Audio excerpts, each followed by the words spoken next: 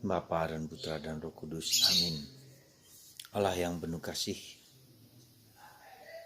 terima kasih Engkau selalu mengingatkan kami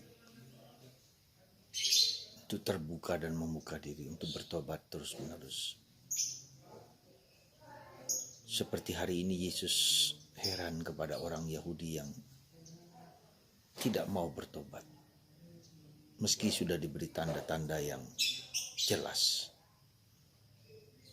Berkatilah kami untuk selalu membaharui diri. Terpujilah namamu kini dan sepanjang segala masa. Amin. Para saudaraku terkasih dalam Kristus,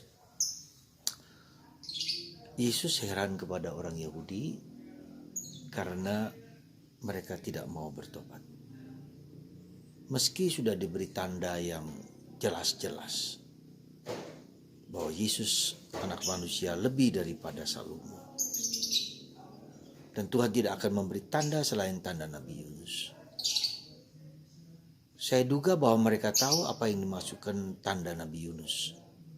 Yunus yang diminta oleh Tuhan untuk mewartakan pertobatan kepada orang Ninive yang di sekarang itu daerah Irak. Dan dia menolak. Tetapi kemudian penolakan itu, protesnya itu, dia dalam perjalanan naik kapal, dia dilempar ke laut dan dimasukkan ke dalam perut ikan selama 3 hari sebelum dimuntahkan.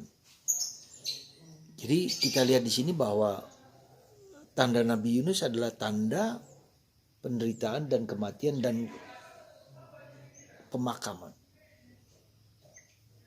Artinya tanda itu tanda yang signifikan, tanda yang luar biasa, tanda yang simbolisme luar biasa.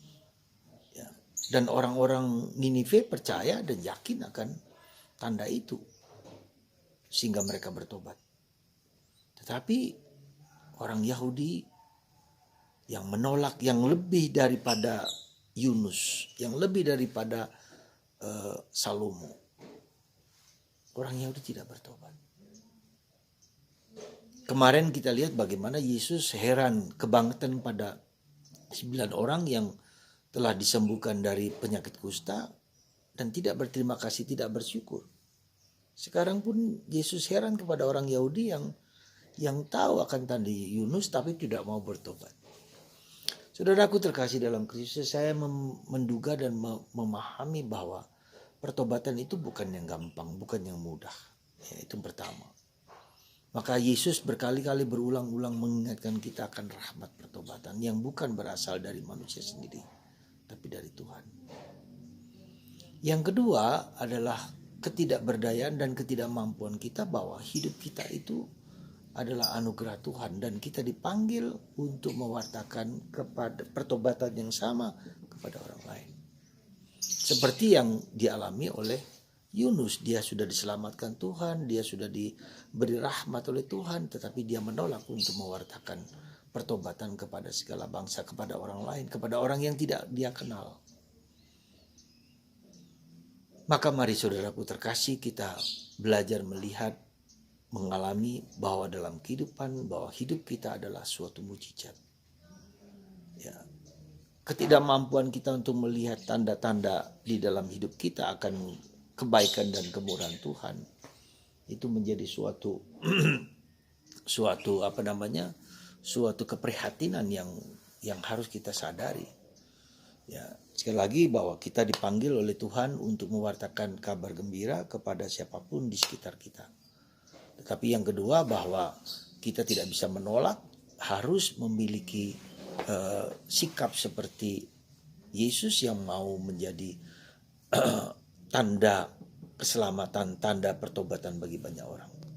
Bila tidak, ya, maka itulah yang terjadi ketika kita menolak tawaran Tuhan untuk mewartakan kabar gembira itu.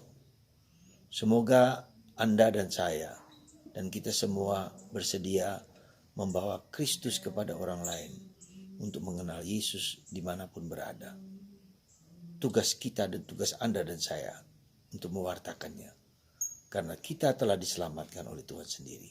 Berkat Tuhan atas Anda dan saya dalam Bapa dan Putra dan Roh Kudus. Amin.